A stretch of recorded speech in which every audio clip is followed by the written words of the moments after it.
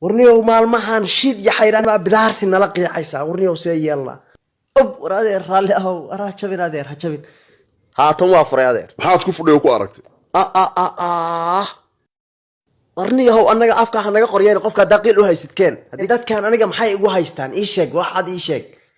radaga alcada yaan koran mana diriska qaba ii hanjabay sawriya mana diriska qaba ii hanjabaysa ruuxaniyo bidaartan ka garaaci doona neef kulkan la ragriya mana hanjabaysa kaadi taliya dildo ma hagu noqon mobilki baaba dhacaya sug raday isoo ka dhacaya soo saaraya tuugyo aan laga tugsanin maxaa mobilka gacanta ku galiyay naasida mobil war qofti goorma iga hoos baxday dad badan oo soo qorayaan arkay basadiir naaga ciirsi badan ama qabiil cusub oo asaasaya baalaan aragtay ma naga dhaxaysa war wuxuu dusmayn badan 20 luuq way nooga dustay ama ciidan meel fadhiya afka iga amaagtaa wariya shaqalo wax dayniyo mobil ha noogu sii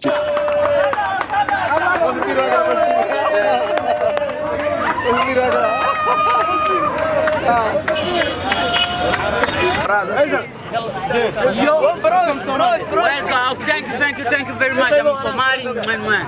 Farxaan Diraac iyo Kim Buuzi ama Ibrahim Mustafa oo Soomaalidu ay u taqaan Basadiir ayaa maanta markii ugu horeysay ku kulmay caasimadda dalka ee Muqdisho oo ay ku balansanayeen in mar ay ku wada kulmaan soo dhaweyn iyo taageero aan gacan ku rimis ahayn ay dadka Muqdisho u sameeyeen kadib markii gaariga garoonka aadan cadde ka soo saaray Basadiir lagu hakiyay afaafka hore ee garoonka si dadku ay u arkaan riyadii Basadiir ahayd imaatinka Muqdisho in ay dhabowday gogashan ku jiifsaday hurdada goodka igu yaacay gasiinkii la idhigay waxaan gowska uga daayay dad guryihii ka yimid baa warbaas Farxaan Diraac oo ah ninka codkiisa toolmoon ku laraa turjumada filimada Kim Buuzi ama Basadiir ayaa ugu horeyn ka hadlay soo dhaweynta Muqdisho ee Basadiir halkan waxaanu de maalmahaanba u joognay sadar muuqda su'aal ka dhan mar hadii Basadiir ag fadhiyo waxa weeye waa dhan tahay macnaha barnaamijkan ka hadlayna waa wax iska cad marka ayaantan bade waxaan joogay magaalada Muqdisho waxaanan ku sugayay inaan saaxiibkii Basadiir ku soo dhaweeyay magaalada Muqdisho maantana way dhacday oo Ilaahay waa noo suura galiyay aniga iyo asxaabtayda inaan ku soo dhaweyno magaalada Muqdisho mar kale waxaan u mahad celinayaa asxaab far ku tirisa oo anigana marka hore si weyn ii soo dhaweysay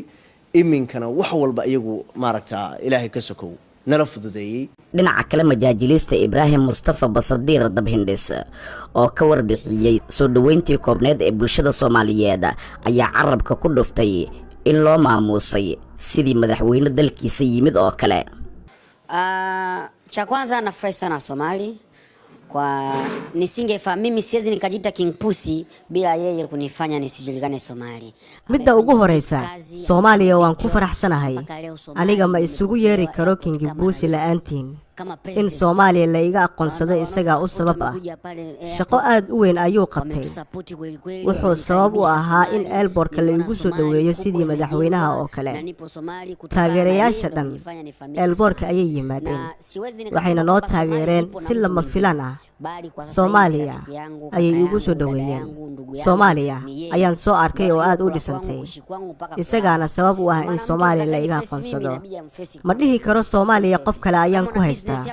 waqtigan hadda la joogo isaga ayaa ii walaal iyo saaxiib ah jiifkayga cunadeeda iyo nolosheeda dhan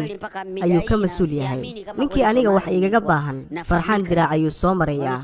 waan ku faraxsanahay sida Soomaaliya la igu soo dhaweeyay ilaa hadda ma aaminsani in Soomaaliya sidan oo dhan la iga yaqaano hata yeye nashukuru sana my friend huyu amefanya mimi kiukweli amefanya mimi Somali nionekane mtu mkubwa na uzito inshallah Mwenyezi Mungu atujalie safari ndefu